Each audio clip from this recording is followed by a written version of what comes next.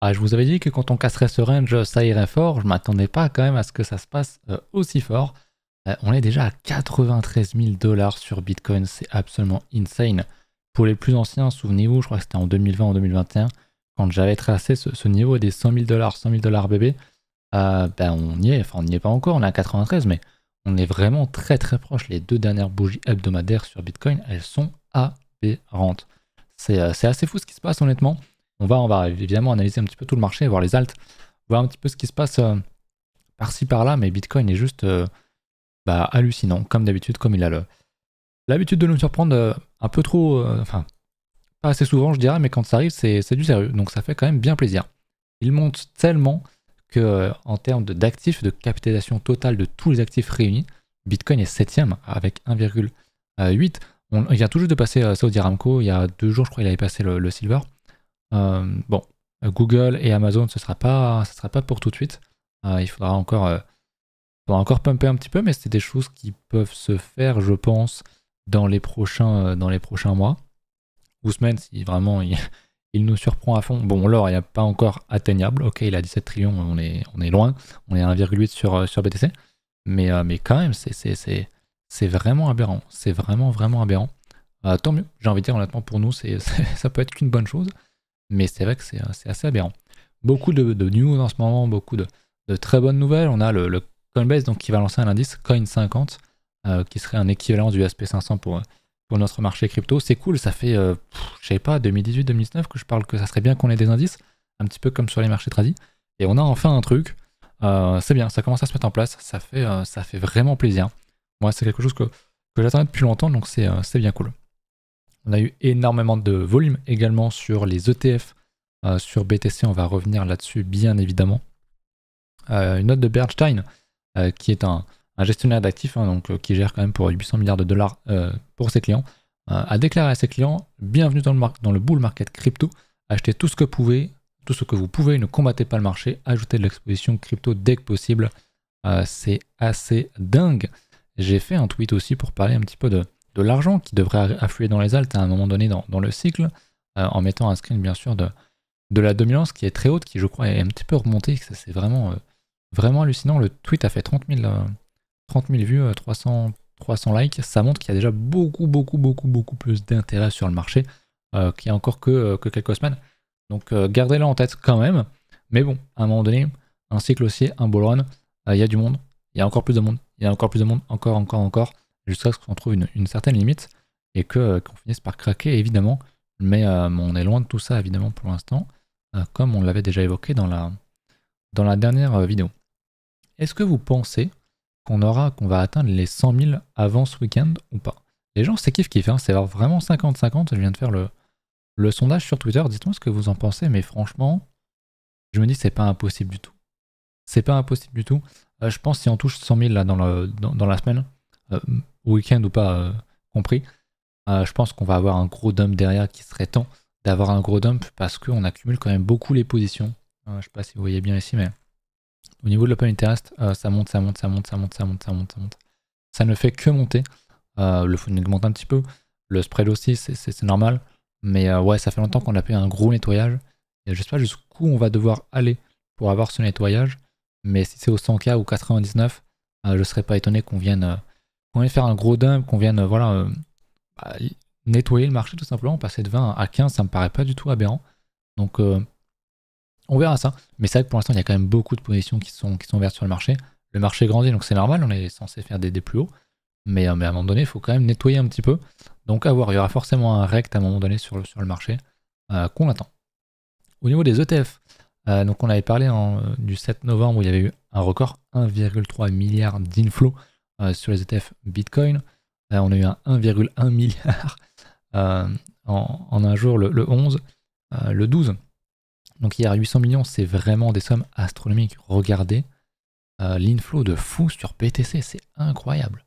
C'est incroyable, on est quasiment à 30. On est quasiment à 30 000, quoi.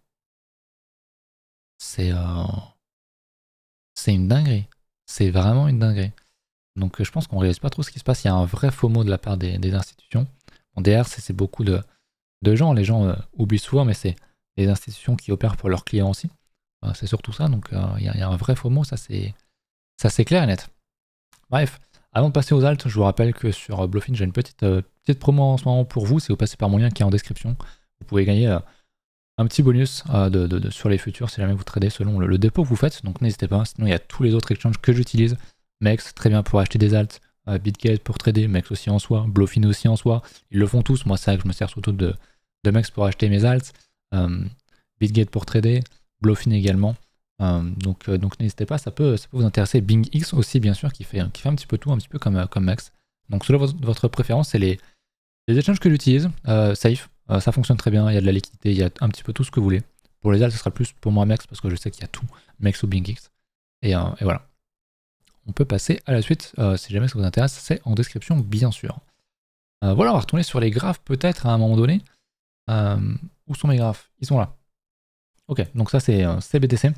On en a parlé, on va regarder du coup les alts, un petit peu ce qui va nous intéresser, parce que nous ce qui nous intéresse c'est le cycle. Jouer les alts bien sûr. On va regarder Ether déjà, qui vous le savez, on en a parlé, a cassé ces 2800-2900 dollars, qui a réintégré un bon niveau, c'est bien, il est fort. Pas autant que Bitcoin malheureusement, mais c'est dur d'être aussi fort que Bitcoin en ce moment, il faut bien se l'avouer. Mais qui pour moi qui est bullish, qui réintègre son gros niveau, tant qu'on est au-dessus de la barre jaune, pour moi, c'est tout à fait haussier et c'est extrêmement bon signe pour Ether et pour les alts. Face au BTC, on l'a dit, il avait repris pas mal de force semaine dernière, mais il est en train de la reperdre cette semaine. Vraiment, Bitcoin dans une surpuissance, c'est aberrant. Qui refait un plus haut sur sa dominance, c'est vraiment ouf ce qu'il fait. Je sais pas quand est-ce qu'on va topper, je pensais que c'était là. Peut-être que ce sera cette semaine, peut-être qu'on va poser un top dans les prochaines semaines, je sais pas. Mais ce que je sais, c'est qu'on aura droit à un moment donné à une grosse chute sur la dominance, donc à l'argent qui va affluer massivement sur les alts, comme on l'a eu ici, ou 2017-2018. Ça va arriver, quand je ne sais pas, mais on est positionné sur les alts et on attend avec impatience, mais on est prêt, on l'a attendu tellement longtemps. Honnêtement, le plus dur à faire, il n'y a qu'à hold, il n'y a qu'à attendre. Il y a déjà des alts qui ont pas mal réagi, on va pas se mentir. Bitcoin domine parce qu'il pump extrêmement fort et il n'y a rien qui le surperf pour l'instant, mais ça ne durera pas, ça me paraît peu probable. Voilà. Voilà pour ça. Au niveau du total 3, donc du market cap des alts, donc du market cap crypto en fait, sans Bitcoin, sans Ether, je vais zoomer un petit peu. On a battu légèrement sur une mèche le top qu'on avait posé en avril-mars. Donc très bon signe. J'avais dit ce niveau-là est un gros niveau à casser. Je pense qu'on va s'orienter petit à petit vers un ATH. Je vais le matérialiser ici avec un trait, voilà, à 1,1. On est à 769 milliards, donc il n'y a plus qu'à attendre bien gentiment. Mais voilà, on est encore très loin d'un top. C'est très beau. Honnêtement, les alts se réveillent petit à petit. Et je pense que vous n'êtes pas prêts quand on va casser ça. Ça va être vraiment très vertical, un petit peu comme ce que fait Bitcoin actuellement. Sauf que ça ne sera pas les 5, 10, 15% en un jour. Il y aura des gros 100%, des 50%, plusieurs jours de suite. Et c'est ça une altitude pour les nouveaux. Vous serez bien content quand vous vivrez ça. C'est assez historique. Ça arrive très rarement malheureusement, mais ça fait quand même assez plaisir. Au niveau de la capitalisation boursière totale crypto, du coup, donc en incluant Bitcoin, Ether et absolument toutes les cryptos, on est sur un ATH. On vient tout juste de taper les 3 trilliards, c'est absolument monstrueux. C'est vraiment monstrueux. Pas étonnant, pas étonné. Je sais pas jusqu'où on ira, mais je pense qu'on peut aller chercher un petit 7, un petit 8 en bonne grosse target, ça me paraît pas improbable, surtout vu comment Bitcoin pump, étant donné que c'est surtout Bitcoin qui compte dans ce calcul. Mais ouais, franchement, c'est aberrant. J'ai rarement vu des trucs aussi bullish, honnêtement, c'est assez fou. Le dollar qui est toujours dans son range, donc on s'en fout. Je vais moins le regarder tant qu'il casse pas son range, parce qu'honnêtement, tant qu'il est dans son range, c'est un peu moins pertinent. Bon, après, je vous apprends rien. Sur les marchés tradis, tout ce qui va être SP500, c'est sur les ATH, c'est sur des plus hauts. On enchaîne le Nasdaq. Le Dow Jones également. Je voulais voir l'or qui dump un petit peu, mais bon, qui est dans une tendance de fond qui est extrêmement puissante. C'est vraiment bien. Au niveau de Meta, on est bien. Au niveau de Microsoft, ça range un petit peu ok. Au niveau des boîtes crypto, donc du mining, Mara, qui est pas trop mal, qui consolide ok. Ibit, ça c'est BlackRock, donc on s'en fout un petit peu. J'en ai perdu un, voilà, Riot, qui est là. Ok, pareil, ça consolide. Je pense que quand on va casser ce niveau-là, ça va péter vraiment, vraiment très fort. Et je voulais voir MicroStrategy, voilà, il l'a. MicroStrategy, c'est vraiment celui qui surperf. De très très long, on est à 359 actuellement. Je me souviens quand on était là, les gens étaient très bas et tout, on était à 17. C'est assez fou, c'est la perf qu'il a fait pour le coup, plus de x20, c'est vraiment, vraiment une dinguerie. Pour un stock, honnêtement, c'est très très fort, franchement, respect à MicroStrategy. Leur stratégie à payer, c'est vraiment aberrant. Voilà pour ça, ce que j'avais autre chose à vous montrer. Oui, on m'a demandé de refaire un petit point, c'est vrai que ça faisait très longtemps. On va se mettre en mensuel, en linéaire, sur les taux d'intérêt. 10 ans, moins 2 ans. Donc je vous rappelle, hein, la yield curve inversée, c'est quand on a des taux qui sont sous 0. Donc par rapport à 10 ans, moins 2 ans. Ça montre quoi? Ça montre une certaine anomalie. Et à chaque fois qu'on est passé en dessous et qu'on est remonté derrière, avec un lag, il est arrivé une récession. Et là, on était largement en dessous du niveau des 0, qui était à 0%. On a fait un beau double bottom, on est rentré et on vient tout juste de réintégrer depuis 2 mois. Donc bon, ça fait longtemps qu'on sait que ça parle de récession. Est-ce qu'elle va arriver? Moi, je pense que oui. Je préfère me dire qu'elle va.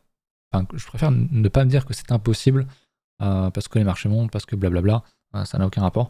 Les marchés montent de toute façon. Ça va arriver sans doute dans les 6 mois, dans les 1 an, peut-être plus, j'en sais rien. Et je préfère être prêt et garder ce truc en tête de un jour il y aura une récession. Il faut s'y préparer. Et il faut jouer ce cycle crypto à fond.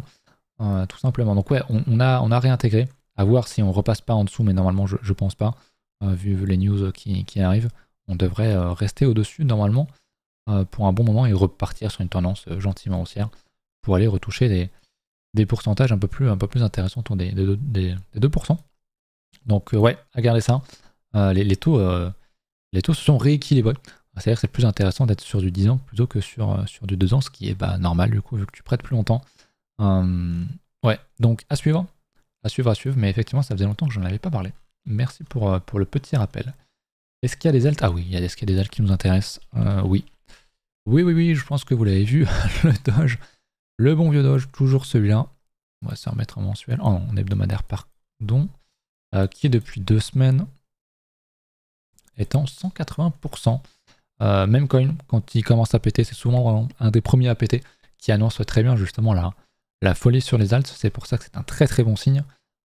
Je le redis à chaque cycle, mais le Doge c'est vraiment le maître des alts dans un monde un peu alternatif avec Ether, le maître des mêmes coins aussi bien sûr.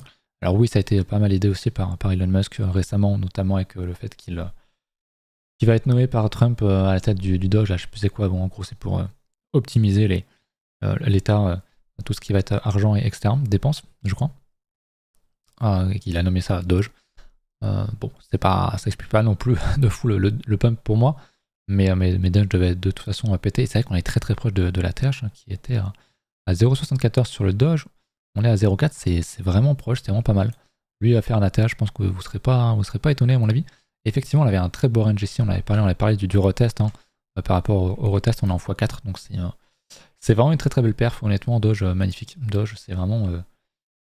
Waouh, la gueule des alts, putain. Je sais pas ce que c'est le peanut.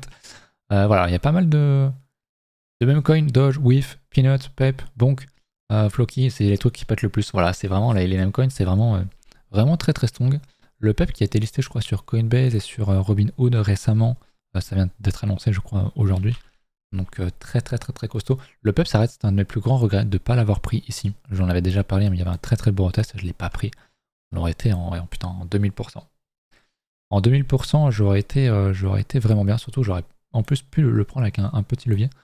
Donc dégoûté pour le Pep, mais ma foi il est quand même extrêmement costaud ATH, donc très bien, rien à dire. J'ai quand même quelques meme coins, j'en ai 2. Bon, c'est des meme coins vraiment à très petite capitalisation, le Bad ID qui est un meme coin IA qui est un peu à l'appel, on va pas se mentir, et le APX, le AstroPPX qui lui est très très bien depuis de nombreux mois, qui est dans un range, donc lui je m'attends à ce qu'il pète plutôt bien, qu'il se perf plutôt correctement. Dans les prochains mois, j'espère. Sinon, le reste, vous le voyez, le marché est assez rouge, malgré tout, malgré que Bitcoin pump, parce que sa dominance est vraiment vraiment aberrante. Elle pourrait même être dans le vert que en fait la dominance montrait quand même un peu moins, mais elle montrait quand même. Donc ouais, je pense qu'il faut prendre son mal en patience. Je pense qu'il y a pas mal de gens de plus en plus qui se disent qu'il n'y aura pas d'alt-season. J'ai eu le commentaire sur Twitter, je crois, parce que Bitcoin a fait monter, les autres tardent un peu, mais en fait c'est toujours comme ça. C'est toujours le cycle est toujours le même. T'as toujours un Bitcoin qui monte, qui surperf, qui fait un ATH, qui pousse et tout. Et j'avais déjà fait un gros comparatif des cycles, c'était en 2020, 2021. On se refera peut-être une vidéo là-dessus. Où en gros, voilà, ça dépend, les cycles, c'est jamais exactement la même chose. Mais par exemple, en 2017, quand on avait cassé, quand on avait fait un ATH sur BTC, on avait, comment dire, on l'avait bien dump ensuite sur BTC. Et c'est à ce moment-là que les alts ont bien pété. Après, tout est reparti très très fortement à la hausse, surtout les alts. Là, c'était un peu similaire. On a surtout bien pété une fois qu'on avait fait un ATH sur les alts. Enfin, une fois qu'on avait fait un ATH sur Bitcoin, les alts avaient quand même vraiment beaucoup plus push. Et on est dans cette période-là, donc je pense que ça peut arriver vraiment vite, même si voilà, ça peut prendre du temps. Voilà, les cycles ne sont jamais les mêmes. On peut venir reconsolider et repartir à ce moment-là, qu'en février-mars 2025, avoir une vraie explosion, l'explosion qu'on attend sur les alts. Donc patience, on a fait le plus dur. Regardez pas votre folio tous les jours, parce que vous allez faire de la merde, vous allez vouloir in dans des trucs qui ont déjà top, vous allez vouloir utiliser du levier pour rien, vous allez, je sais pas, peut-être vouloir TP, parce que ça y est, enfin, après des mois et des mois de souffrance, vous faites un petit peu d'argent, et c'est peut-être pas le meilleur move, hein, j'en ai déjà parlé, mais il y en a beaucoup qui vont prendre des TP extrêmement rapidement. Alors il faut prendre des TP, il faut gérer son bag bien sûr, mais il y a beaucoup de gens qui TP tout très très vite. Moi je me souviens, les gens n'y croyaient pas à l'époque, quand on était ici. Les gens disaient non, je vends ici pour racheter plus bas. Le niveau des 30K était très attendu. Tout le monde parlait de ça, là ça vendait. On n'a jamais retourné aux 30K évidemment. Donc attention à ne pas faire cette erreur, que ce soit sur BTC ou sur les alts. Voilà. Écoutez, je pense que c'est à peu près tout pour la vidéo du jour. Je pense qu'on est déjà plutôt bien fourni. Donc patience. C'est le plus dur, mais c'est le plus efficace aussi, tout simplement. Pas de live ce soir, je pense pas, on est mercredi. Écoutez, on se retrouve dans quelques jours, peut-être avant dimanche. Je pense que dimanche, on sera peut-être déjà au 100 000. Il y a un monde où c'est pas totalement impossible quand je vois la gueule du BTC. Donc écoutez, voilà, merci pour mettre un petit like, pour ceux qui mettent un like. Pensez à aller dans la description pour aller chercher mes échanges pour choper un lien référal, avoir des petits pourcentages de réduction. En plus, ça me soutient, donc n'hésitez pas si jamais vous cherchez à acheter des cryptos, que ce soit Bitcoin ou des alts, qu'importe. Et puis, je vous dis à la prochaine. Salut!